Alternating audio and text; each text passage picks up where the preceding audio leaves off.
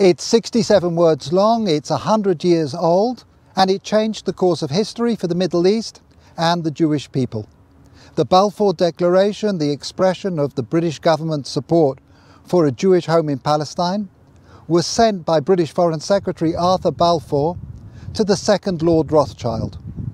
I'm here in Buckinghamshire at Waddesdon Manor to speak with the fourth Lord Rothschild about the Balfour Declaration, what it means for Britain, for the Jewish people and the Rothschild family. The Foreign Office, November the 2nd, 1917. Dear Lord Rothschild, I have much pleasure in conveying to you, on behalf of His Majesty's Government, the following declaration of sympathy with Jewish Zionist aspirations, which has been submitted to and approved by the Cabinet. So it's possibly the most famous letter in modern Jewish history, and it begins with three words: Dear Lord Rothschild.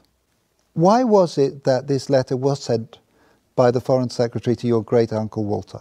It's an interesting question because he was really interested in ornithology, although he became interested in Zionism. I think the reason was this, that it was primarily a movement from Eastern Europe, but they didn't clarify who was in charge of that movement. And in addition, it was, after all, in Great Britain. So they felt that the Rothschild family should be the one to whom it was addressed. And Walter was Lord Rothschild, and he was a Zionist. And those really are the background reasons. So Walter received the Balfour Declaration, and I have a copy here. And I wonder if I could possibly ask you to read it for us. Yes, indeed. Yeah. I'm going to put on my spectacles to make sure I read it accurately. His Majesty's Government view with favour the establishment of Palestine as a national home for the Jewish people, and will use their best endeavours to facilitate the achievement of this object, it being clearly understood that nothing shall be done which may prejudice the civil and religious rights of existing non-Jewish communities in Palestine, or the rights and political status enjoyed by Jews in any other country. I should be grateful if you would bring this declaration to the knowledge of the Zionist Federation. Yours, Arthur Balfour. And here it is, the Balfour Declaration. What do you feel when you see it here? I genuinely feel it's one of the most extraordinary moments in the history of the Jewish people. If you think it took 3,000 years to get to this, and then you say, how did this miracle happen? It's the most incredible piece of opportunism. I mean, if you think you had an impoverished would-be scientist, Chaim Weizmann, who somehow gets to England, meets a few people, including members of my family, seduces them. He has such great charm and conviction. He gets to Balfour, and he unbelievably persuades Balfour and Lloyd George, the Prime Minister, and most of the ministers, that this idea of the national home for Jews should be allowed to take place. I mean, it's so unlikely. And then he's, starts to fight a difficult battle with the British cabinet, and this letter goes through 5 drafts, as you know. And in the end, it comes out as a rather compromising letter. I mean, the essential point is there for the Jewish community to fasten on to. You have the first bit, which promises a national home rather than the national home, and then you have the bit that nothing that's to be done should in any way harm the Arab community. But you come back to the big point, which is that this is perhaps the greatest event in Jewish life for thousands of years. And it's a miracle that it took place. And of course, the Rothschild family then as now filled 2 roles, because it wasn't just a leader of diaspora Jewry, it also played a very significant role in the early years of the establishment of the pioneer communities in Israel as well. There were two branches of the Rothschild family primarily concerned. One in France through Baron Edmond de Rothschild, who was the one who responded to the Russian programs of the 1880s. In England, there was a divide. Some of the Rothschilds, in particular Baron Edmond's son, James, known as Jimmy, had come from France, partly because of the Dreyfus case and his horror about what had happened, to live in England. He was educated at Cambridge University. And he married an English girl, Mrs. James de Rothschild, and she became a leader at a very young age. She was only 17 when she started writing to Weizmann and introducing him to the British establishment. Other Rothschilds felt it was better to be assimilated into English life, and although they retained their interest in Judaism and Jewish life, they didn't think it was a good thing that this national home should be established in Israel. So it was something that divided my family, as with many other families. I wonder, as somebody who moves in the highest echelons of British society and is very close to Israel, whether you in your life feel a tension between concern for Israel and loyalty to Britain? No, I don't personally feel that. I mean, I've been completely committed to Israel since the early 1960s and have been there every year since. So I don't feel that conflict, but I, of course, feel huge loyalty to Great Britain. Just tell us a little bit more about Walter, the second Lord Rothschild, because he was an unusual and colourful character. He was a deeply eccentric man, but from a very early age his passion was collecting. He rode about Tring Park on a giant tortoise. He had a zebra carriage. A carriage pulled by zebras? Yes. He collected on a massive scale birds, insects, fleas, it was butterflies.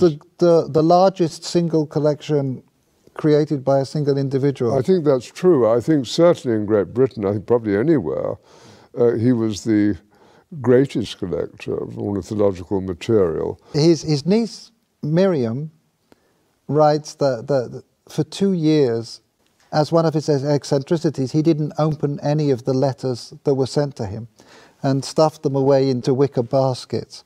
And it does make you wonder what would have happened if the Balfour-Deklaration, the letter had been one of those letters that he'd actually, yes, stuffed. That's true. At that stage, and it's very difficult to quite understand why, he had taken a deep interest in what was happening about the possible Balfour-Declaration. So maybe those letters would have got to the top of his file. I just want to revisit for a moment your cousin Dorothy, who you mentioned, who at an extraordinarily young age, still in her teens, played such a critical role as a go-between and a facilitator for Chaim Weizmann. Can you say a little bit about that? Well, she married my cousin Jimmy when she was 17. So this is your cousin Dorothy, Dolly? Yep, Mrs. James de Rothschild. And from her teenage years onwards, she was a major supporter of Israel, wasn't she? Major supporter. I mean, she worshipped her husband, who'd been deeply committed, son of Baron Edmond. It was due to him, I think, that she became interested. But once she became interested, she became passionately interested. After his death, she became even more committed. She just wanted to carry out his wishes and what he cared deeply about. And then she had her own personality, a deeply good human being who was quite unselfish. She devoted herself to this place, to Israel, and to a few friends, and had a wonderful life.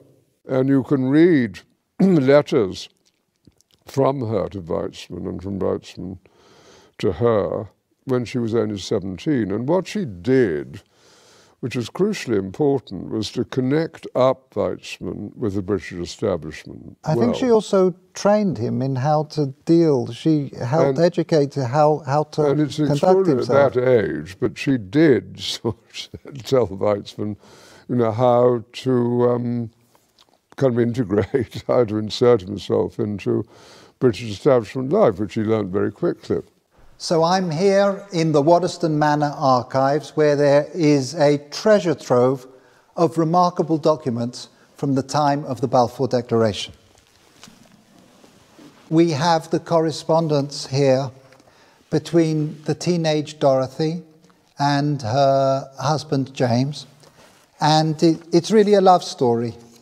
Here Dorothy is writing to James. She says, "Jimmy, I thought I would not like one day to pass without giving you a piece of news you have never heard before. I love you." But of course their correspondence wasn't just romantic correspondence. Here we have detailed letters describing her dealings with Zionist leaders, her advice and her suggestions regarding the conferences of the Zionist movement. And here we have a letter that the young Dorothy, still not 20, sent to Dr. Chaim Weizmann, where she's talking about the meetings that she's arranged for him. And as we've heard, she was helpful in training and preparing him to enter into the highest echelons of British society to advance the cause of the Zionist movement. And she was an important character in your life as well. She really introduced you to Israel in some way. She was a crucially important character in my life. I became a trustee of Yad Hanadiv over 50 years ago. Which is the Rothschild Philanthropic Foundation. Yes, being our foundation. And I think I first went in 1962. Can you share with us your sense of what things have been changing in Israel since that first visit? Yes. As Israel, I think, became more and more successful in all sorts of ways, industrially successful, absorption successful, technologically successful, great universities, the problems with the wars that took place, being the clearest examples, of security became more paramount. And so you did see a shift in Israel from kind of the liberal Western place that it had been in the early 60s to something of a very different character. And you also have a shift, of course, between communities in Israel. I mean, Israel is a patchwork of different immigrants from different countries. And you have the religious, you have the non-religious, you have a town like Tel Aviv, which is attractive to the kind of business community, to what I would call ordinary city life. And then you have Jerusalem, which remains a very religious city and full of conflict between Arab neighbors and itself. Those internal issues within the fabric of Israeli society are one of the main focuses of Yad Hanadiv. Can you mention just one or two of the projects that feel to you most significant? Yes, we do a great deal of work on education, a great deal of academic work. We keep going at Ramat Hanadiv, the garden where Baron Edmond was eventually buried. We're on the point of building the new National Library of Israel. Two unexpected ones, perhaps. If you take the Orthodox community, it's important that they have employment. And we're trying to develop programs which it's possible for them to undertake. Similarly, you have a problem with Arab unemployment, and we set up jointly with the government employment centres to facilitate greater employment of Arabs within Israel. And so we're an active foundation trying to help with these fissures in Israeli life and to do some good. And we're sitting here looking forward to the 100th anniversary of this significant letter. If I can just ask you to think about the next centennial, 100 years' time, and just maybe share some of your hopes, your aspirations about where Israel will be?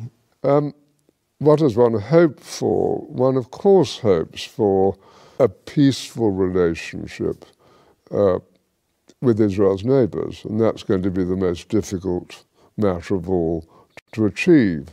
But even now you can see, with the disarray in the Middle East and the importance of relationships that Israel is developing, not only with Jordan, but also with Egypt and indeed with Saudi Arabia, even if they're not publicized because of the Sunni-Shiite war, there's hope. And I think if you take the need of Arab nations to have intelligence help, and if on the other hand you take compassion and generosity coming from Israel to Palestinian territories and its less fortunate neighbours, there are grounds for optimism, and I am an optimist. Lord Rothschild, thank you very much indeed. No, thank you.